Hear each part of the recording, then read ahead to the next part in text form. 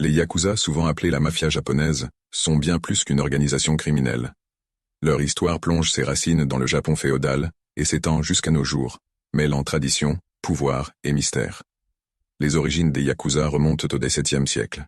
À cette époque, deux groupes principaux émergent, les kabuki-mono, des samouraïs sans maître réputés pour leur violence et leurs tenues extravagantes, et les bakuto, des joueurs professionnels souvent associés à des activités illégales. Les yakuza modernes trouvent leur base dans ces deux groupes.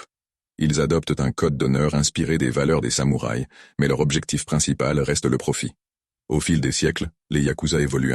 À la fin du XIXe siècle et au début du XXe, ils commencent à s'organiser en clans structurés, souvent dirigés par un oyabun, patron, qui exerce une autorité absolue sur ses subordonnés, appelés kobun. Leur influence s'étend rapidement et ils deviennent incontournables dans plusieurs secteurs, y compris la protection, les jeux d'argent, et même la politique. Pendant la Seconde Guerre mondiale, les yakuza profitent du chaos pour renforcer leur pouvoir.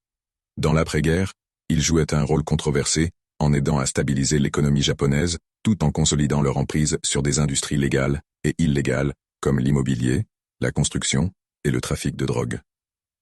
À leur apogée dans les années 1960, les yakuza comptaient près de 200 000 membres répartis en différents clans, dont les plus célèbres, comme le Yamaguchi-gumi, existent encore aujourd'hui. Ce qui distingue les yakuza des autres organisations criminelles, c'est leur culture unique.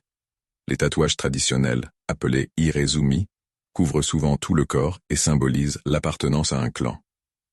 Un autre rituel célèbre est le yubitsume, l'amputation volontaire d'un doigt pour s'excuser d'une faute grave ou témoigner de sa loyauté.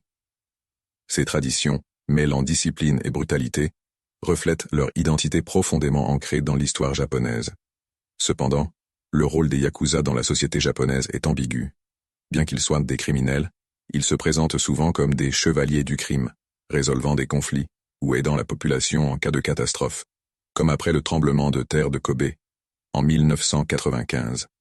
Mais cette image de bienfaiteur cache une réalité sombre: extorsion, trafic d'êtres humains et violences en coulisses. Aujourd'hui, les yakuza font face à un déclin. Le gouvernement japonais a renforcé ses lois pour limiter leurs activités, et les nouvelles générations rejettent leur mode de vie.